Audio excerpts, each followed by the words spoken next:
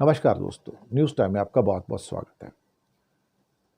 दोस्तों, Dassault aviation France जिसने बनाए राफेल, 2 दिन में शेयर 10% क्रैश कर गए। उसके बड़ा क्रैश है।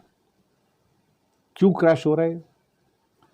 क्योंकि भारत से जो पिक्चर निकल के आई है, सुनने में आया है राफेल के बारे में, वो पिक्चर सुखद नहीं है।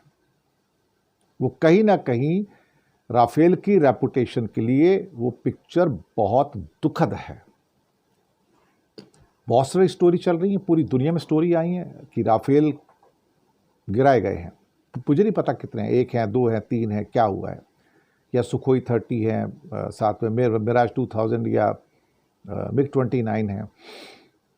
क्या हुआ क्या अल्टीमेटली हमें ये भी नहीं पता कि कितने एयरक्राफ्ट हमने गंवाए हैं और कितने पाकिस्तान ने गंवाए, ये भी नहीं पता।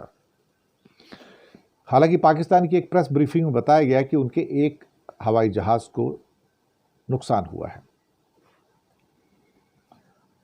लेकिन रियल पिक्चर वो भी नहीं बता रहे, सबको पता है। अब यहां पर एक सवाल पैदा होता है कि अगर कुछ नहीं हुआ तो डसाल्ट एविएशन का शेयर क्यों क्रैश हुआ 10% 2 दिन में? और दुनिया भर के अखबारों में चर्चे, Reuters, telegraph, New York times, Washington post, Australian और फ्रांस का लामोंद और फ्रांस का राफेल, इन सब ने कंफर्मेशन दिया कि हाँ, राफेल के लॉसेस हुए हैं। कितने हैं हमें नहीं पता। और ये कारण है कि डसाल्ट एविएशन के पास तो पिक्चर है ना कि हाँ, ये गए या नहीं गए, क्रैश हुआ नहीं हुआ। उनके पास तो रियल पिक्चर है कि कितना हुआ, क्या हुआ, कितना नंबर है। भारत ने अभी तक ये कबूला नहीं है कि रफाल के लॉसेस हुए हैं। 2 दिन पहले की जो प्रेस कॉन्फ्रेंस थी, उसमें भारत की प्रेस कॉन्फ्रेंस में जिसमें आर्मी के ऑफिसर्स थे, उनका कहना था कि हमारे सारे पायलट सुरक्षित वापस लौट आए। ये कहानी ये कहती है कि पायलट सुरक्षित वापस लौट आए, पर क्या एयरक्राफ्ट वापस आया?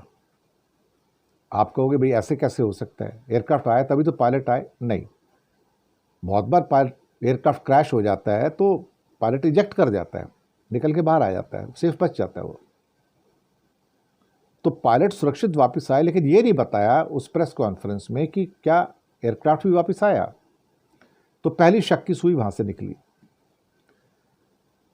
कल जब दूसरी प्रेस कॉन्फ्रेंस होती है और एक फिर से स्पेसिफिक सवाल पूछा जाता है राफेल के बारे में, तो कहा जाता है कि फिर से घुमा फिरा के जवाब दिया जाता है कि युद्ध में तो लॉस होता है, ऐसी दुनिया में कोई युद्ध नहीं है जिसके अंदर नुकसान ना होता हो। और इतना कह के आंसर को पूरा कर दिया गया। मैं आर्मी अफसर्स को दोष नहीं दूंगा। मैं इसलिए दोष नहीं दूंगा कि उनके हाथ में नहीं है, उन्हें जो आदेश दिया जाता है वो उसको फुलफिल करते हैं, इससे ज़्यादा कुछ भी नहीं है। उनके हाथ में ये नहीं कि मतलब जो मन से वो कहना चाहे वो कह सकते। जो पहले से मैंडेटेड है कि ये कहना तुमको, इससे ज़्यादा कुछ नहीं कहना, वो उससे ज़्यादा नहीं कह सकते हैं। ये कहानी निकल के आ गई तो वहाँ से कन्फर्मेशन हुआ कि हाँ, युद्ध में कुछ लॉसेस हुए हैं। लेकिन डसाल्ट के जब शेयर गिरते हैं तो शक होता है कि हाँ, कहानी सही लग रही है, कि कुछ ना कुछ तो नुकसान हुआ है। नंबर्स कितने हैं हमें नहीं पता है। डसाल्ट की प्रॉब्लम ये हो गई है कि राफेल खरीदेगा कौन, क्योंकि बैटल फील्ड में आपका टेस्टिंग होता है कि आप कितने चतुर हैं, कितने अच्छे हैं, कितने बेहतर हैं। ये बैटल फील्ड ही है जो बताता है कि आप कितने मजबूत हैं, कितने कमज़ोर हैं। ये बताता है कि एरिया ऑफ इम्प्रूवमेंट क्या है, एरिया ऑफ क्या कैसे डिस्ट्रक्शन क्या है। हमने कहाँ पे वर्चुअली, क्या हमने गलत इन्वेस्टमेंट किए हैं या सही इन्वेस्टमेंट किए हैं, और कहाँ हमें इन्वेस्टमेंट करना चाहिए था। मैंने एक 7-8 दिन पहले एक वीडियो किया था, जब मैंने उसमें कहा था कि आज की डेट में जो वॉर होगी सिर्फ मिसाइल और ड्रोन की वॉर होगी। अब आपकी जो एयरफोर्स है वो सिर्फ एक पीछे रह के सिर्फ प्रोटेक्टिव काम करेगी, इससे ज़्यादा और कुछ नहीं करेगी साहब, कुछ नहीं करेगी। उसका रोल बहुत ज़्यादा नहीं रह गया, क्योंकि जब हमने देखा कि रशिया ने अपने बहुत सारे एयरक्राफ्ट यूक्रेन में गंवाए और बाद में उन्होंने एयरक्राफ्ट का यूज़ ऑलमोस्ट बंद कर दिया, क्योंकि जो यूक्रेन के डिफेंस सिस्टम थे उसको गिरा रहे थे, तो फिर सारी लड़ाई ले दे के ड्रोन और मिसाइल पे आ गई। ज़्यादा करके ड्रोन, बीच बीच में मिसाइल। इजराइल ने फाइटर एयरक्राफ्ट खूब यूज़ किए, क्योंकि सामने जो हिजबुल्ला और जो हमास थे उनके पास कोई एंटी एयरक्राफ्ट गन्स नहीं थी, एक्चुअली नहीं थी। तो उनके एयरक्राफ्ट को खतरा नहीं है, लेकिन भारत के एयरक्राफ्ट को तो खतरा है ना। उधर से रशियन और यूक्रेनी एयरक्राफ्ट को तो खतरा है ना, और यूक्रेन के एयरक्राफ्ट भी गिराए गए ना, अल्टीमेटली F-16 भी गिराए गए वहाँ।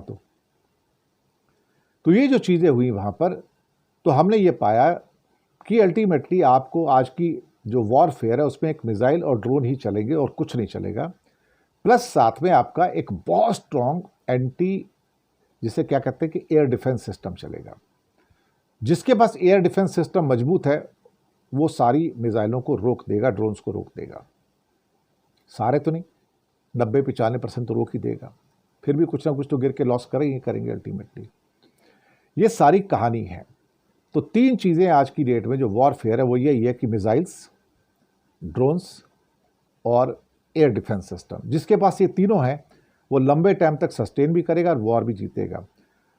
और मुझे भी कई बार लगता है कि अब एयरफोर्स के लिए जितने कहते थे कि 40 स्क्वाड्रन बना लो, 42 स्क्वाड्रन बना लो, ज़रूरत नहीं है अब तो, क्योंकि वॉर अब इनसे होनी ही नहीं है। मैं आपको बताऊं, क्योंकि एयर डिफेंस सिस्टम इतने मजबूत हो गए कि आप कितनी ऊंचाई पे हवाई जहाज को लेकर चले जाओ, वो बच नहीं सकता एयर डिफेंस सिस्टम से।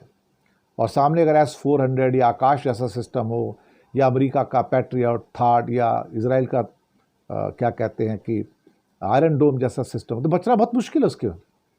आपको हिट कर देगा, मिसाइलों को भी हिट करेगा, और एयरक्राफ्ट तो बड़े आराम से सिटिंग डक है आज की डेट में। मुझे लगता है कि यहाँ से भारत की सेना को भी एक बहुत सारे लेसन्स हैं जो उन्हें इमीडिएट सेंस के अंदर अगले कुछ महीनों के अंदर ही ऑप्ट करके उनको इम्प्लीमेंट करना पड़ेगा कि अब प्रायोरिटी क्या होनी चाहिए। और मुझे लगता है missile, drones and air defence यही प्रायोरिटी है। और ये जो महंगे खिलौने हैं, एयरक्राफ्ट जो हैं, ये किसी काम के नहीं। अब मुझे कब से वो शब्द याद आ रहे हैं, शब्द थे एलॉन मस्क के, जब उसने कहा था कि F-35 तो कबाड़ है, कबाड़। अब मुझे ध्यान आ रहा है कि ये कबाड़ क्यों है। उसने क्या सोच के कहा था कि जितने भी ये क्या कहते हैं कि फाइटर एयरक्राफ्ट हैं, ये कबाड़ के अलावा कुछ नहीं है। थोड़े बहुत रखने पड़ेंगे, लेकिन वो पीछे रहेंगे, आगे नहीं रहेंगे।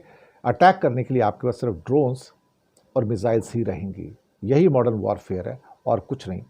और भारत को अब समझ जाना चाहिए, अब महंगे बहुत सारे स्क्वाड्रन्स के अंदर इन्वेस्ट करके कोई फ़ायदा नहीं है। शुक्रिया आपका।